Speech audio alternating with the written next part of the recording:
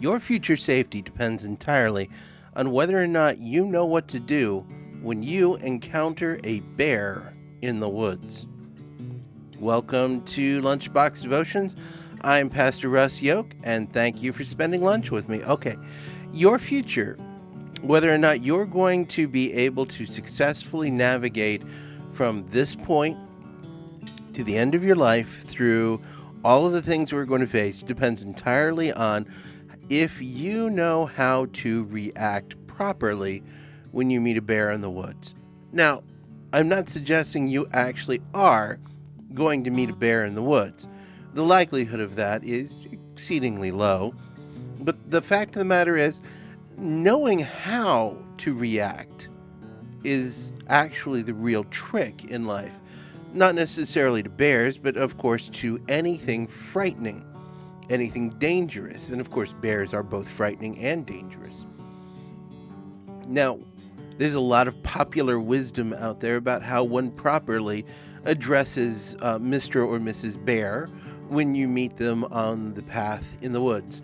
There are those who say, well, if it's a black bear, you wave your arms, you make a lot of noise, and the bear will run away. This is true. Unless, of course, the bear happens to be a mama bear and there are cubs, in which case she's probably going to rip your head off your shoulders. Or if the bear's angry or feeling territorial or hungry or injured. Actually, in all honesty, you will have to do a whole survey with the bear before you decide whether it's safer to wave your arms, make a lot of noise, or not, depending on how the bear happens to be feeling on any given day. It will either react to your presence by running away or tearing your head off. Some people say the best thing to do when encountering a bear in the woods is to lay down and play dead. I'm not sure I necessarily know that one works, because of course one has to hope the bear is not particularly an inquisitive bear, or a bored bear looking for something to play with, or a bear that's so hungry it shrugs its shoulders and says, I don't know, I guess this'll do. So again, knowing how to address a bear in the woods is a very difficult problem, but I'm going to tell you that the first thing you should do, the first most important reaction you should have when encountering a bear in the woods is you should understand that it's something to be afraid of. And I'm going to say today that there is something important to be said about fear. And fear is not necessarily the enemy. And when I say it's not necessarily the enemy, it's not necessarily a good thing either. Let's get into fear a little bit, because we live in a world that is having a hard time trying to figure out how to encounter the bears on the paths of our lives. And I would say that two of the ways that humans react to our bears is either to live in fear. There are bears in the woods. I'm afraid of bears. Bears are predators. Bears are notoriously grumpy. Bears are dangerous. I'm terrified. To live in fear is to let fear control you. To live in fear is to let fear dominate your thoughts. To live in fear is to let fear determine your actions. And I'm going to tell you right now, this is a really good way to get eaten by bears. Because when you are living in fear, either A, you're going to do something inappropriate when you meet a bear. Maybe you will turn and flee. Let me just tell you right now, I've watched a lot of nature documentaries. Bears can sprint up to 30 miles an hour.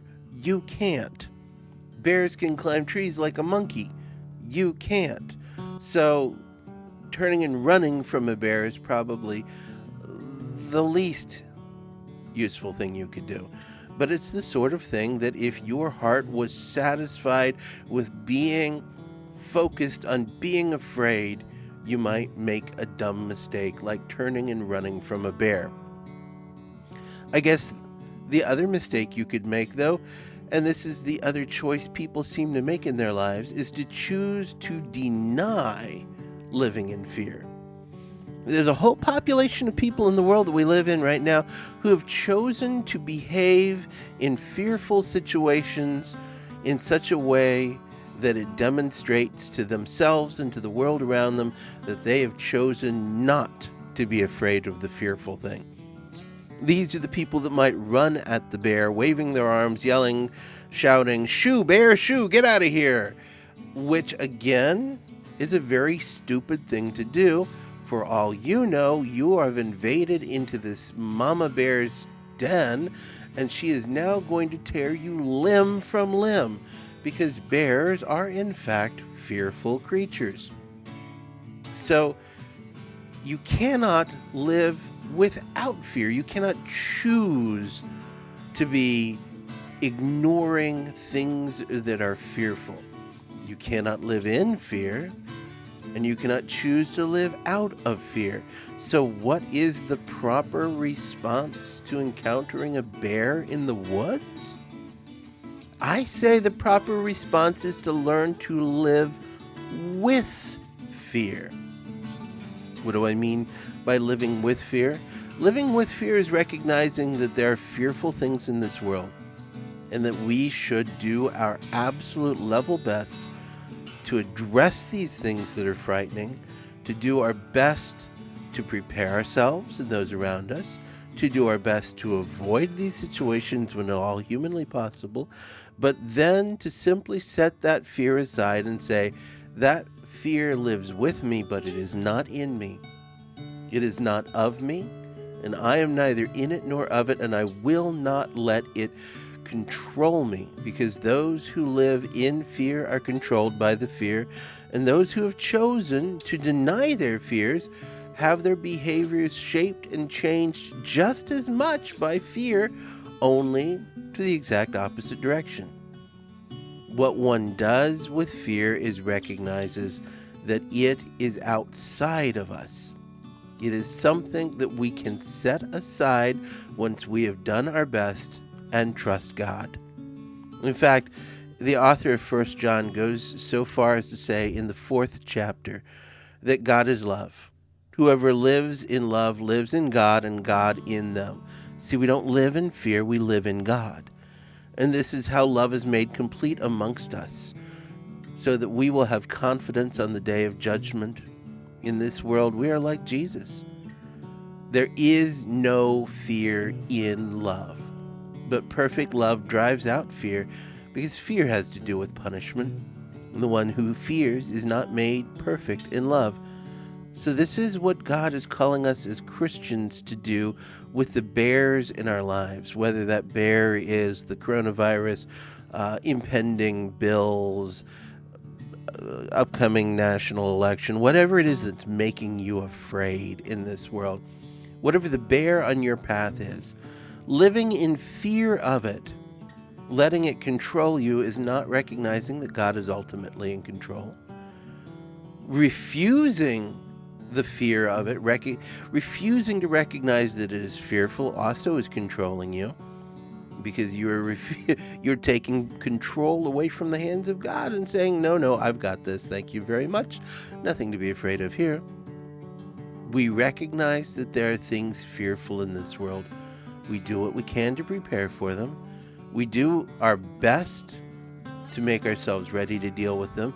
When they come our way, we stop and we think, what is the right course? Does this look like a mama bear? Does she seem to have cubs around? Should I back away slowly? Is this a bear that's going to be afraid of me and run off? Should I pause for a moment, wait, see what happens? See, thinking in our fear can only happen when we recognize that we are with our fear. We're not in it, we're in God, and God is in us. And as God gives us the strength to face this world's fears, He does so by promising us life abundant, life everlasting, life with Him. We are in the kingdom of God.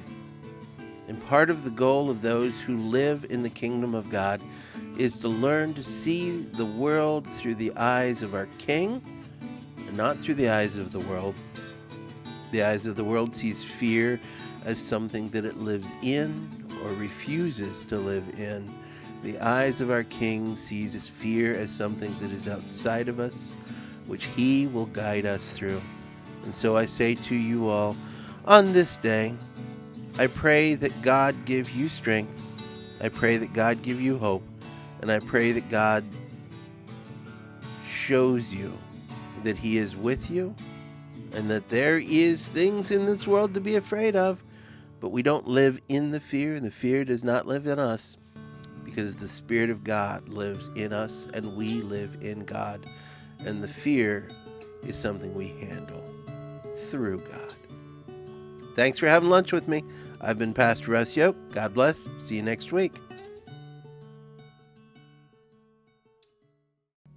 Pastor Russ Yoke here. Thank you for spending some time with us today. If you'd like to subscribe, click on my face here on the upper right-hand corner. And if you'd like to see some more videos, click on the box here on the left-hand side. If you want to support the ministry we do here at First Lutheran, there are links in the comment section below. Thank you and God bless.